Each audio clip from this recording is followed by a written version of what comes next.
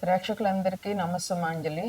శుక్లాం భరధరం విష్ణుం శశివర్ణం చతుర్భుజం ప్రసన్నవదనం ఛాయేత్ సర్వవిఘ్నోపశాంతయే. అగజా ఆనన పద్మార్కం గజాననమహర్నిశం అనేకదంతం భక్తానాం ఏకదంతముపాస్మహే ఏకదంతముపాస్మహే. ఓం శ్రీ మహాగణాధిపతయే నమః. ఓం శ్రీ మాత్రే నమః. ఓం శ్రీ గురుభ్యో నమః. దేవానాం చ ఋషీణాం చ గురుం కాంచన సన్నిభం బుద్ధిమంతం త్రిలోకేశం నమామి బృహస్పతిం. అర్ధకాయం మహావీరం చంద్రాదిత్య విమర్దనం సింహికాగర్భ సంభూతం తం రాహుం ప్రణమామ్యహం. పలాస పుష్ప సంకాసం తార్కాగ్రహమస్తకం రౌద్రం రౌద్రాత్మకం ఘోరం తం కేతుం ప్రణమామ్యహం.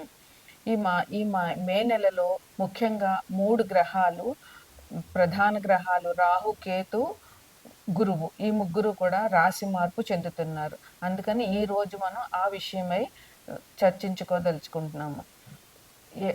కొత్త సంవత్సరం, నూతన సంవత్సరం వచ్చినాక, తెలుగు వారికి ఉగాది వచ్చినాక, ఈ సంవత్సరం కొత్త సంవత్సరంలో మనకి ఎలా ఉంటుంది, ఎలాంటి ఫలితాలు వస్తాయి, నేను ఇప్పటికంటే అభివృద్ధి చెందనా, నేను ఒక ఇల్లు కొనుక్కోగలుగుతానా, ఒక వాహనం కొనుక్కోగలుగుతానా, లేదా విద్యార్థులు అయితే మా విద్య ఎలా ఉంటుంది, నాకు ఆ కాలేజీలో సీట్ వస్తుందా, అదే గృహిణులు అయితే ఇంట్లోకి కావాల్సిన కష్టాలు లేకుండా గడుస్తుందా, భర్త ఆరోగ్యంగా ఎలాగుంటారు, అట్లాగే ఉద్యోగస్తులకైతే ఈ సంవత్సరమైనా ప్రమోషన్లు వస్తాయా, అధికారులు మన్నన దొరుకుతుందా, ఇట్లా ఎన్నో కొత్త కొత్త ఆశలతోటి కొత్త సంవత్సరం రాగానే అందరూ పంచాంగాన్ని చూడడము, వాళ్ళ రాశి ఫలాలు చూసుకోవడము, ఆ రాశి ఫలాలు చదువుకుని ఎలా ఉంటుంది అనేటటువంటిది ఊహించుకోవడం జరుగుతుంది. అయితే ఈ ఈ జన్మజాతకం మీద గోచారం అనేటటువంటిది చాలా ముఖ్యమైనది. జన్మజాతకం ఎప్పుడో పుట్టినప్పుడు ఉంటుందా, అది ఆ రాశుల మీద, ఆ గ్రహాల మీద గోచారంలో ఏ రోజుకి ఆ రోజు గోచారం మీద ఆ గ్రహాలు సంచరించినప్పుడు వ్యక్తులకి శుభాశుభ ఫలితాలు జరుగుతాయి. అదేవిధంగా దేశ గోచారం కూడా జరుగుతూ ఉంటుంది. 9 గ్రహాల్లోనూ చంద్రుడు అన్ని గ్రహాలు ఒకటే విధంగా ఉండవు. ఎందువల్లంటే కొన్ని గ్రహాలు తొందరగా రాశి మారుతూ ఉంటాయి, కొన్ని గ్రహాలు ఎక్కువ కాలం ఒకే రాశిలో ఉంటాయి. ఉదాహరణకి చెప్పుకోవాలంటే చంద్రుడు 2.5 రోజులు ఒక రాశిలో ఉంటాడు. అదేవిధంగా శుక్రుడు, బుధుడు అయితే 30 రోజులు ఒక రాశిలో ఉంటారు. కుజుడు 40 లేదా 45 రోజులు ఒక రాశిలో ఉంటారు. ఇక ముఖ్యమైన ప్రధాన గ్రహాలైనటువంటి రాహువు, కేతువు, గురువు, శని, ఈ 4 గ్రహాలు మాత్రం ఒక రాశిలో ఒక సంవత్సరం పైనే ఉంటాయి. అందువల్ల వీళ్ళు ఒక రాశి నుంచి ఒక రాశికి సంచారం చేసినప్పుడు ఈ చిన్న గ్రహాలు 30 రోజులు, రవి 30 రోజులు ప్రతి నెల 14-15 తారీఖుల్లో రాశి మారుతూ ఉంటారు. ఈ 30 రోజుల్లో మనకు కలిగే ఫలితాలు మంచి అయితే ఆనందిస్తాము, ఒకవేళ చెడు జరిగినా కొంచెం కాలం కనుక ఓపికగా ఉంటాము. కానీ ఈ 4 గ్రహాలు, పెద్ద గ్రహాలు ఏవైతే ఉన్నాయో ఇవి ఒక రాశిలో ఒక సంవత్సరం కంటే ఎక్కువ ఉండడం మూలంగా ఈ గ్రహాలు ఇచ్చే ఫలితాలు వ్యక్తుల జీవితాల మీద బాగా ప్రభావితాన్ని చూపిస్తాయి. అయితే ఆ గ్రహాలు ఇప్పుడు మారుతున్న గ్రహాలు ఏంటంటే, శని ఉగాది రోజున 29 మార్చి 29వ తారీఖున కుంభరాశి నుంచి మీనరాశికి వచ్చారు.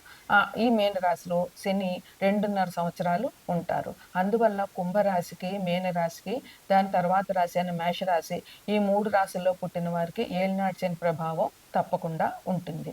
అదే ఇంక తర్వాత ముఖ్య గ్రహమైనటువంటి గురువు, ఆయన ప్రస్తుతం వృషభ రాశిలో సంచరిస్తున్నారు. అయితే ఈ వృషభ రాశి నుంచి మిథున రాశికి ఈ నెల 15వ తారీఖున గురువు వృషభ రాశి నుంచి మిథున రాశికి మారుతారు. ఈ మిథున రాశిలో ఆయన 1 సంవత్సర కాలం ఉంటారు. అయితే గురువు అతిచారం ఈ సంవత్సరంలో ఉండడం మూలంగా మిథున రాశి నుంచి కర్కాటక రాశిలోకి మారి మళ్ళీ వెనకకి మిథున రాశికి ప్రవేశిస్తారు. ఇది గురు సంచారం. మళ్ళీ వచ్చే సంవత్సరం జూన్ 7-8 తారీఖుల వరకు కూడా గురువు మిథున రాశిలోనే ఉంటారు. తరువాత ముఖ్యమైన గ్రహాలు ఏంటంటే రాహువు, కేతువు. రాహువు, కేతువు కూడా ఈ నెల 19వ తారీఖున రాశి మారుతున్నారు. అంటే ప్రస్తుతం రాహు మీనరాశిలో ఉన్నారు. మీనరాశి నుంచి రాహువు కుంభరాశికి ఈ నెల 18-19 తారీఖుల్లో మారుతారు. అదేవిధంగా కేతువు కూడా కన్యా రాశి నుంచి సింహరాశికి మారతారు. ఈ 2 గ్రహాలు కూడా 18 నెలలు ఒకే రాశిలో ఉంటాయి. అందువల్ల ఈ రాహు, కేతువు, గురువు, శని వీరిచ్చే ఫలితాలు వ్యక్తుల జీవితాల మీద బాగా ప్రభావాన్ని చూపిస్తాయి. అయితే ఏ ఒక్క గ్రహం కూడా పూర్తిగా మంచి ఫలితాలను ఇవ్వదు. అలాగే పూర్తిగా చెడు ఫలితాలను కూడా ఇవ్వదు. ఏ గ్రహం మంచిదని కానీ, చెడుదని కానీ చెప్పలేము. ఎందుకంటే అన్ని గ్రహాలు మంచినిస్తాయి.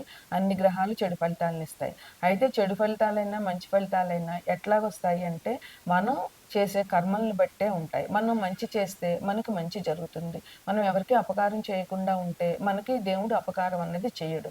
అది మనకి మన భగవద్గీతలోను, లేదా బాబా చెప్పే సూక్తులోను అన్నిట్లోనూ ఉంటాయి. నువ్వేదిస్తావో అదే నీకు దొక్కుతుంది అని.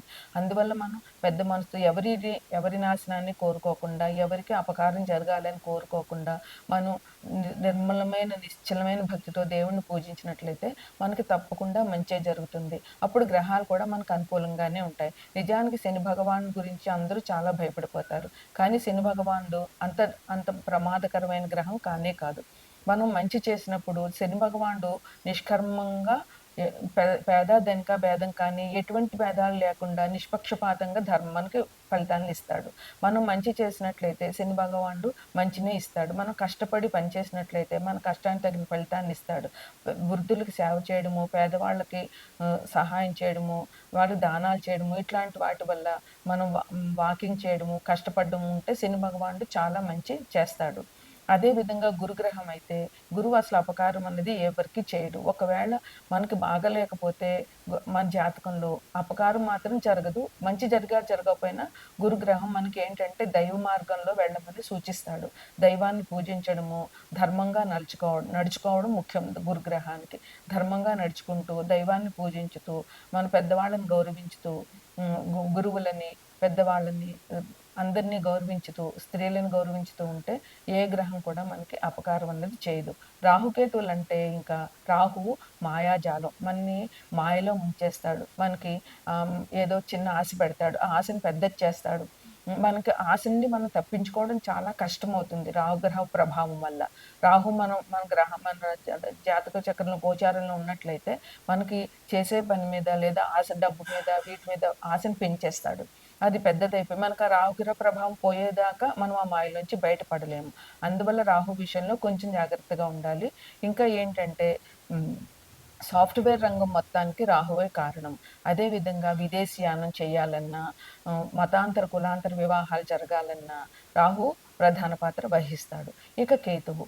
రాహుకేతువులిద్దరూ ఎప్పుడు కూడా ఆహ్, ఎ ఆపోజిట్‌గా ఉంటారు. అంటే రాహుకున్న ఆపోజిట్ రాశిలోనే కేతువు ఉంటారు. ఈ కేతువు ఏంటంటే మనకి ఎంతసేపు మోక్షాన్ని ప్రసాదించడానికి ప్రయత్నిస్తారు.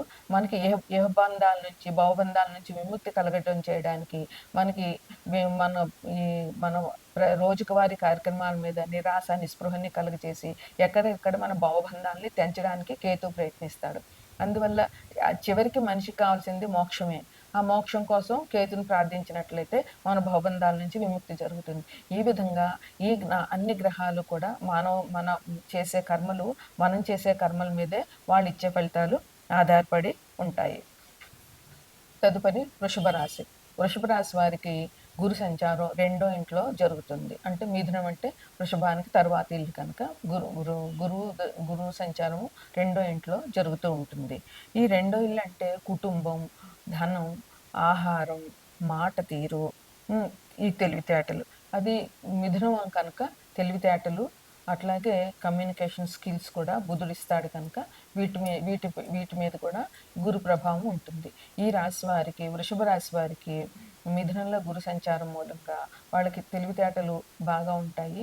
వాళ్ళు ధనం బాగానే సంపాదించగలుగుతారు గురుగ్రహ అనుకూలం వల్ల. అంటే గురుగ్రహ అనుకూలం వల్ల వీళ్ళు తెలివితేటలతో పని చేయగలుగుతారు. దానివల్ల వీరికి ఆదాయం వస్తుంది. అంతేకాకుండా సమయానుకూలంగా మాట్లాడడము, మాట తీరు, నోరు మంచిదైతే ఊరు మంచిదవుతుందంటారు. అదేవిధంగా మాట తీరు మంచిగా ఉండడం మూలంగా వీరికి మంచి పరిచయాలు జరుగుతాయి. అందరిలో అభిమానం పెరుగుతుంది. అదేవిధంగా దైవ కార్యాలు చేస్తారు. దైవ స్తుతి చేసుకోవడం చాలా మంచిది. కుటుంబంలో ఎటువంటి కలహాలు లేకుండా గురుగ్రహ అనుకూలం వల్ల కుటుంబంలో అందరు సభ్యులందరూ కూడా సంతోషంగా ఉంటారు. కుటుంబం సంతోషంగా ఉంటే అందరికీ మానసికమైనటువంటి ఆహ్లాదకరమైనటువంటి వాతావరణం ఉంటుంది. ఇంకా అంతే కాకుండా విద్యార్థులకి ఈ ఈ కాలం చాలా మంచిది.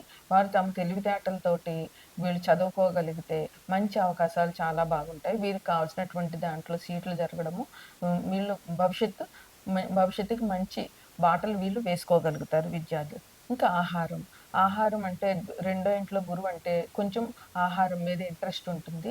కొంచెం ఫుడ్ మీద ఇష్టముండి కొంచెం ఆహారం ఎక్కువ తీసుకోవడం అట్లాంటివి జరుగుతాయి. కానీ తీసుకున్నా కానీ వాళ్ళు ఆహ్, తగిన ఇది తీసుకుంటే మందులు తీసుకుంటే ఆహారం అతిగా తినడం వల్ల వచ్చేటటువంటి ఇబ్బందుల నుంచి ఇది చేయగలుగుతారు.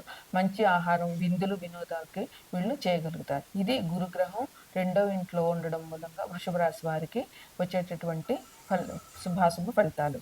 ఇక రాహువు. రాహువు వృషభ రాశి వారికి 10వ ఇంట్లో సూచిస్తున్నారు. రాహు కుంభం నుంచి వృషభం, కుంభం నుంచి వృషభం మూడో ఇల్లు అవుతుంది. అంటే వృషభం నుంచి కుంభం 10వ ఇల్లు అవుతుంది. 10వ ఇల్లు అంటే ఏంటంటే మనం చేసే వృత్తి, ఉద్యోగం, వ్యాపారం ఏదైనా మనకి వచ్చే మనం చేసే పని, ఆ పని కర్మ 10వ ఇల్లు అంటే మనం చేసే పని. ఆ పని వల్ల మనకి వచ్చేటటువంటి ప్రభావం 11వ ఇంట్లో చూపిస్తుంది. ఈ రాహు దీనివల్ల ఈ సాఫ్ట్‌వేర్ ఇంజినీర్స్‌కి, కంప్యూటర్ సైన్స్ నేర్చుకున్న వాళ్ళకి మంచి అభివృద్ధి ఉంటుంది. అట్లాగే ఆర్టిఫిషియల్ ఇంటెలిజెన్స్ వాళ్ళకి వీళ్ళందరికీ కూడా మంచి ఉద్యోగ అవకాశాలు బాగా దొరుకుతాయి. ఉద్యోగంలో అభివృద్ధి ఉంటుంది. ప్రమోషన్‌లుంటాయి. వాళ్ళు అనుకున్న పని చేయగలుగుతారు. అదే విధంగా అభివృద్ధి కూడా వృత్తి వ్యాపారాలు చేసే వాళ్ళకి కూడా మంచి అభివృద్ధి ఉంటుంది. రాహు అనుకూలంగా ఉండడం వల్ల. ఇంకా వీళ్ళకి బాధ్యతలు మాత్రం కొంచెం పెరుగుతాయి. ఈ బాధ్యతల్ని వీళ్ళు భరాయించక తప్పదు. అయితే వీరు చేసే పనికి గుర్తింపు ఉంటుంది. ఉద్యోగం చేసే ప్లేస్‌లో అయినా సరే, సంఘంలో అయినా సరే వీరు చేసే పనులకి వీళ్ళకి గుర్తింపు ఉంటుంది. విదేశంలో ఉద్యోగం చేసి అక్కడ స్థిరపడదాం అనుకుంటున్న వాళ్ళకి ఈ ఈ కాలం చాలా మంచి కాలం అని చెప్పొచ్చు. వృషభ రాశిలో పుట్టిన వాళ్ళకి. ఆర్థికంగా కూడా అభివృద్ధి ఉంటుంది. కొత్తగా ఉద్యోగం కోసం ట్రై చేస్తున్న వృషభ రాశి వాళ్ళకి ఈ మాసంలో ఉద్యోగ అవకాశాలు బాగా ఉంటాయి. ఇక కేతువు వృషభం నుంచి 4వ ఇంట్లో ఉంటున్నారు. అందువల్ల వీళ్ళకి 4వ ఇల్లు అంటే సుఖం, సౌఖ్యం. అయితే 4వ ఇల్లు అంటే తల్లికి ఇబ్బందులుంటాయి. అందువల్ల చదువులకి బ్రేక్ ఉండొచ్చు. కేతువు ఇబ్బందులను కలుగజేస్తారు కనుక, ఆ ఇబ్బంది నుంచి బయటపడడానికి గణపతి పూజ చేయడము, దైవ కార్యాలు చేయడం వల్ల కేతుగ్రహ అనుకూలంగా ఉంటుంది. అందువల్ల వీళ్ళకి కేతుగ్రహ అనుకూలం కావాలంటే దైవ కార్యాలు చేస్తే సుఖం, సంతోషం వీళ్ళకి బాగుంటాయి. ఇంట్లో కూడా సుఖ సంతోషాలు ఉంటాయి. ఇది వృషభ రాశి వారికి మే నెలలో శుభాశుభ ఫలితాలు.